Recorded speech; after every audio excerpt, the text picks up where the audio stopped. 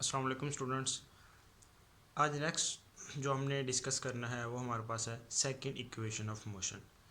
इससे previous topic में हमने फर्स्ट इक्वेशन ऑफ मोशन को डिस्कस किया था, तो बिल्कुल उसी तरह इसमें भी हमने कुछ चीज़ों को सेम ही लेना है जैसे हमने फर्स्ट इक्वेशन ऑफ मोशन के अंदर ली थी।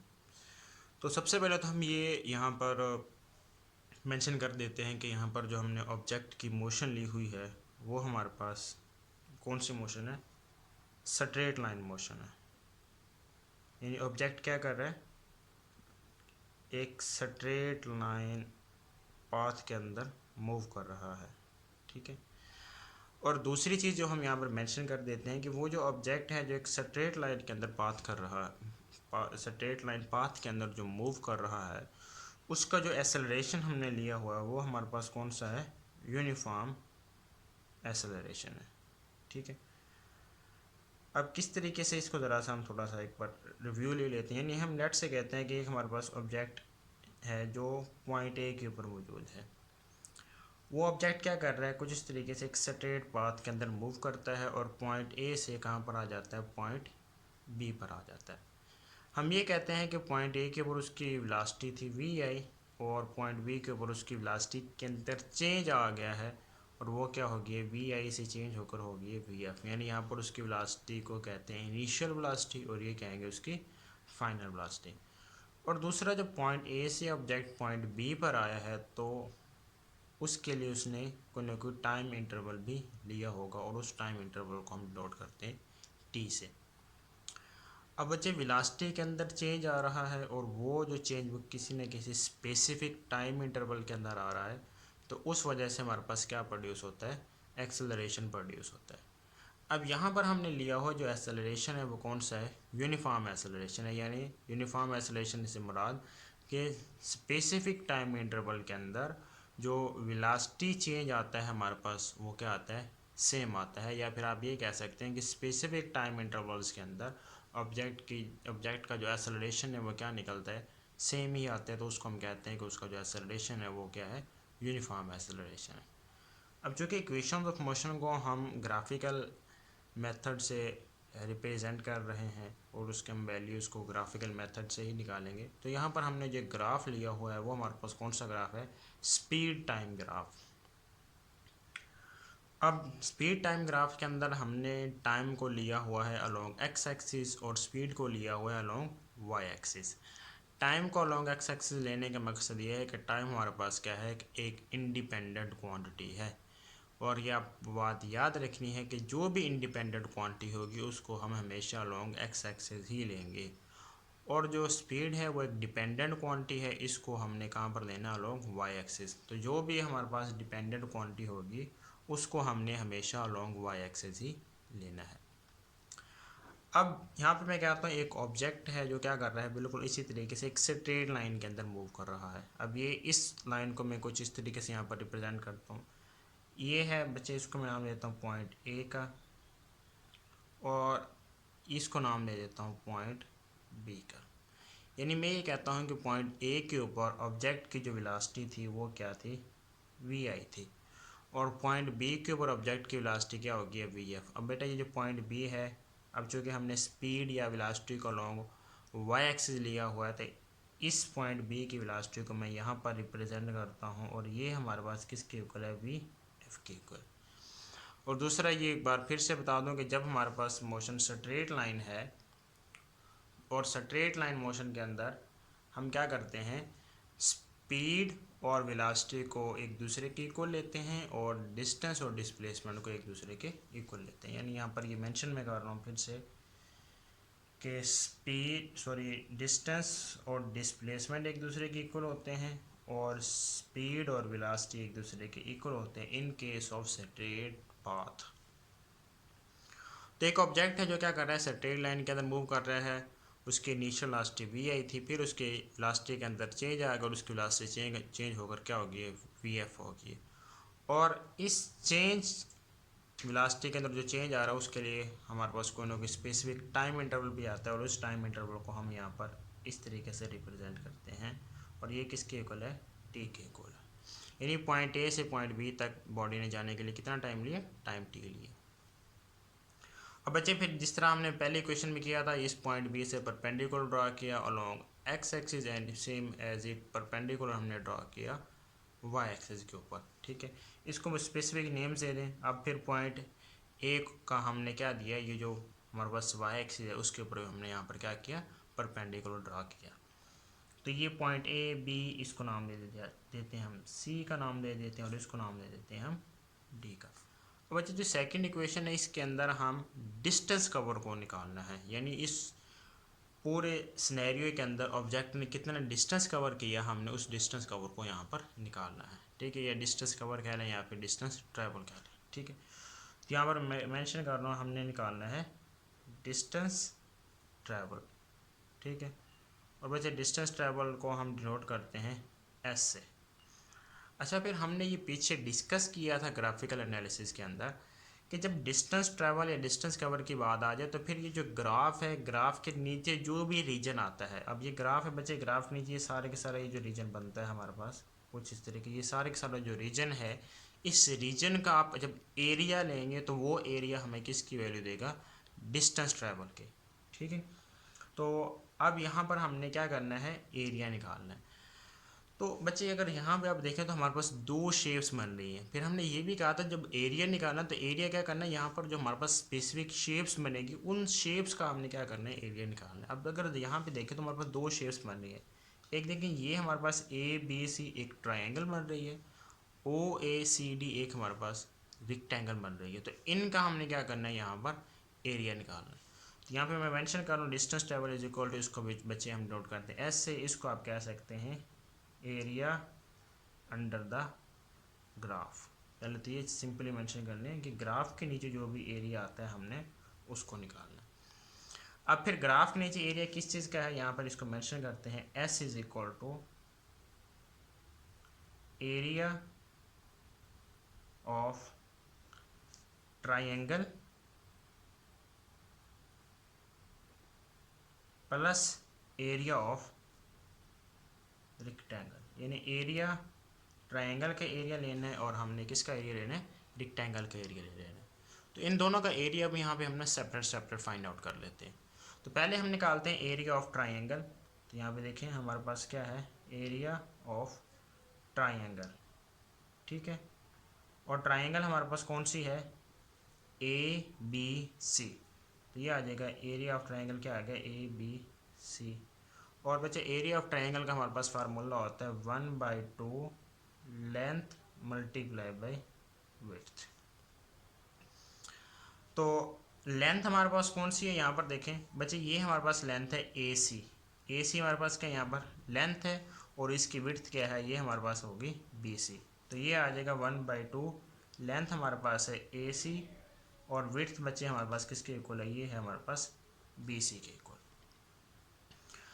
अच्छा, इसको ज़रा एक बार इनके वैल्यूज़ को यहाँ पे सेपरेट में यहाँ पे मेंशन कर रहा हूँ, फिर इस फार्मूला के अंदर मैं वैल्यू पुट करूँगा ए सी और बी सी की।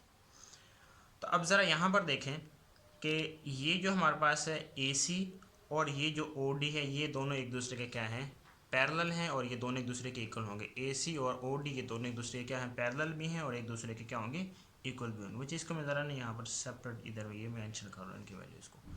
तो यहाँ पे हमारे पास ए सी किसके इक्वल है, ओ डी के इक्वल है, और ये दोनों किसके इक्वल हैं, ए सी और ओ डी बचे, ये दोनों हमारे पास किसके इक्वल हैं, टाइम टी के इक्वल है। तो यहाँ पर हमने इसको ये ले लिया। उसके बाद ये देखें कि अगर हम बात करें सी डी की, तो सी डी बचे हमारे पास किसके इक्वल है, यहाँ से लेकर ये वी आई के इक्वल, सी डी किसके इक्वल है, वी आई के इक्वल। और यहाँ से यहाँ तक जो टोटल बी डी है वो किसके इक्वल है, वी एफ के इक्वल है। तो यहाँ पे मैं मेंशन कर रहा हूँ कि जो सी डी है हमारे पास वो आ गया है वी आई के इक्वल, और यहाँ से यहाँ तक जो टोटल बी डी है वो किसके इक्वल है, वी एफ के इक्वल है। तो ये मैंने मेंशन कर दिया, B D is equal to V F. अब पीछे हमारे पास बच गया है बी सी। बी सी की वैल्यू को निकालना जैसे हमने प्रीवियस इक्वेशन के अंदर निकाला था। तो बच्चे अगर देखें बी सी किसके इक्वल है, तो अगर हम देखें जो टोटल बच्चे यहाँ से यहाँ तक जो बी डी है वो किसके इक्वल है, इस वाले पोर्शन और इस वाले पोर्शन के सम के इक्वल है। यानी टोटल हमारे पास क्या है, B D is equal to B C ये वाला पोर्शन प्लस ये वाला पोर्शन हमारे पास क्या आ गया, सी डी। हमने क्या करना है, इस बी सी की वैल्यू को निकालना है, तो क्या करेंगे, सी डी को इधर ले जाएंगे। सी डी को जब इधर लेकर जाएंगे तो क्या बनेगा, B D minus C D is equal to ये हमारे पास आ जाएगा बी सी के इक्वल। और अब यहाँ पर देखें बी डी किसके इक्वल है बच्चे, ये हमारे पास है वी एफ के इक्वल, और सी डी किसके इक्वल है, वी आई के इक्वल, और ये हमारे पास आ जाएगा बी सी की वैल्यू। अब ये हमने यहाँ पर पुट करनी है वैल्यू। अब अगर इसके अंदर हमने वैल्यू पुट करनी है, तो अगर फर्स्ट इक्वेशन ऑफ मोशन को देखें तो हमारे पास फर्स्ट इक्वेशन ऑफ मोशन क्या निकली थी बच्चे, ये हमारे पास था V F is equal to V I plus A T, ये हमारे पास थी फर्स्ट इक्वेशन ऑफ मोशन, ये हमने फाइंड आउट की थी। अगर मैं क्या करता हूँ, वी आई को इधर ले जाऊँ, वी आई को इधर ले जाऊँ तो क्या बनेगा, ये हमारे पास बनेगा V F minus V I is equal to A T.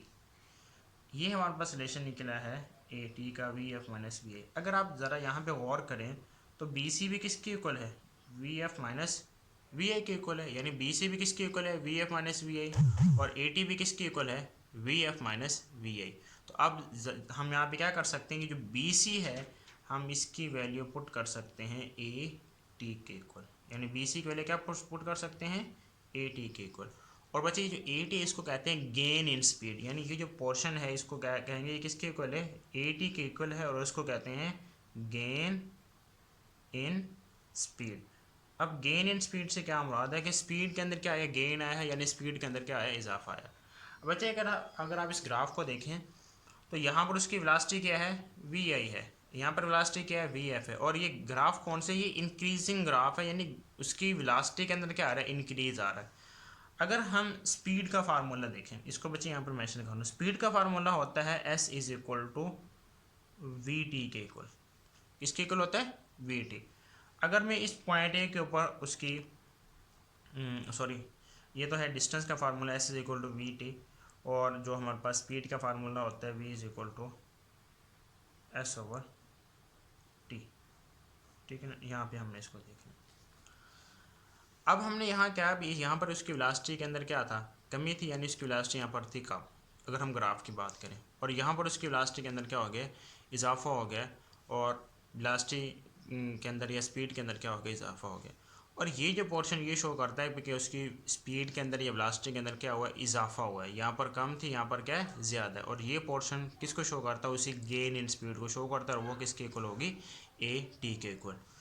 अगर आप यहाँ ज़रा यहाँ पर वैल्यूज़ को पुट करें तो क्या बनेगा, 1/2 बच्चे ए सी किसके इक्वल है हमारे पास, ये देखें ए सी और ओ डी एक दूसरे के इक्वल है, और वो किसके इक्वल है, टी के इक्वल है।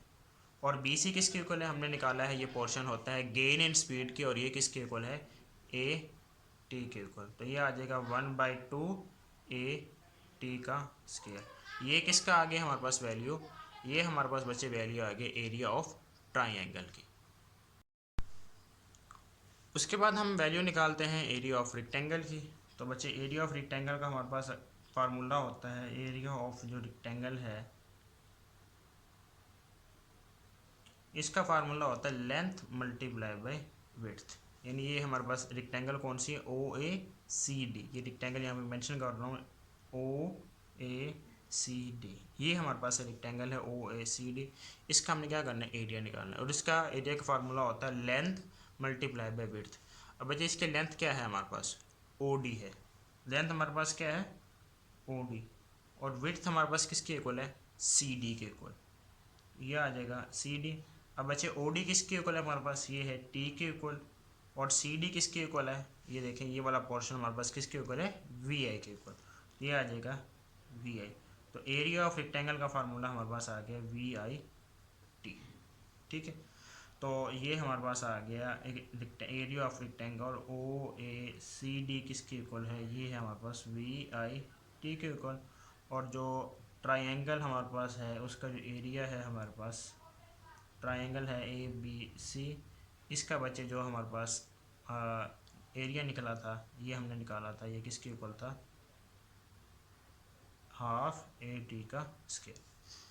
अब ये ट्रायंगल का भी एरिया निकल आया है, रेक्टेंगल का भी एरिया निकल आया है, इसको हमने क्या करना है, ये जो इक्वेशन है, आप इस इक्वेशन को नाम दे दें इक्वेशन नंबर 1 का। इसके अंदर आपने क्या कर देना, इसकी वैल्यूज़ को पुट कर देना।